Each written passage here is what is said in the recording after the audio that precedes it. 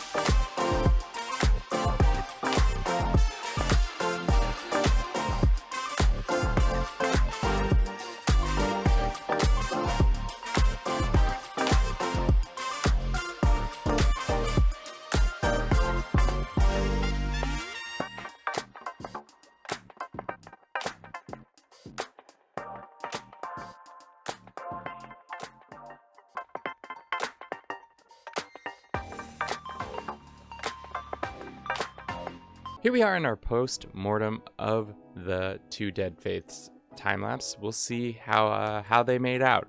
From just looking around the map right now, it looks like the Byzantine Empire really popped off, which kind of surprising. And it looks like our boys over here, there are winners just from looking around the map. But let's see if we can find our boys. It looks like our immortal has passed on. He died of suicide, which is not great, but he did create the Kingdom of Naples, which I don't think I've ever seen Naples be created, and it looks like he still has a family members who are still in control of Naples. He never made it to reforming the faith, unfortunately. It looks like most of the sites are still, none of the sites are actually in his control, so that's a little bit of a hiccup on his part, but I think for the most part we'll see what are the living members they have ranked wise. So it's a bunch of, yeah, the family is all this religion pretty much for the most part, that they weren't able to reform the faith, which sucks, but they were able to convert some land. I don't know if they became Sicilian, so maybe that's what, because I knew one of the bigger hurdles for them is the fact that you have to be of the same culture. Okay, so it seems like our boys in the West weren't able to make it happen, and it's interesting that they haven't been kept in check, and looks like West Francia is also pretty, or not West Francia, yes, West Francia is pretty wild. Faith-wise, they are a Muslim faith, which I would have been very surprised, and also looks like Orthodox somehow has spread across the map. All right, let's look at our boys in the East. Looks like our man is still alive.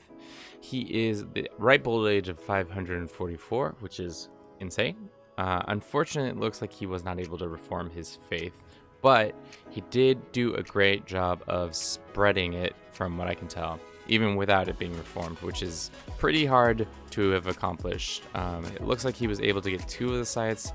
He still was missing 1, which I'm unsure of why he didn't go after that site, especially because he literally borders one. That's confusing. Maybe it's just not within the AI's code to prioritize that over conquest, but who knows. Very powerful. Looks like he has multiple kings siblings. Nice. Over here they own land in, where is this? Oh wow, he owns this whole land, and they became Orthodox. Wow, very surprising. Wow. So of the two, we have our winner. It's Zunism. They did the best job. Unfortunately, neither of them really reformed their faith. I was hoping that eventually they would get big enough to fight each other, to have a battle royale or something like that, but it just didn't work out the way I planned it. But sometimes that's how it is, and but I still enjoyed seeing the transformation, and it seems like the Byzantines, as always, have just continuously popped off. But I think that's all I have for you for now. Thank you so much for watching. If you enjoyed this, don't forget to like, comment, subscribe, and as always, have a good rest of your day. Ciao.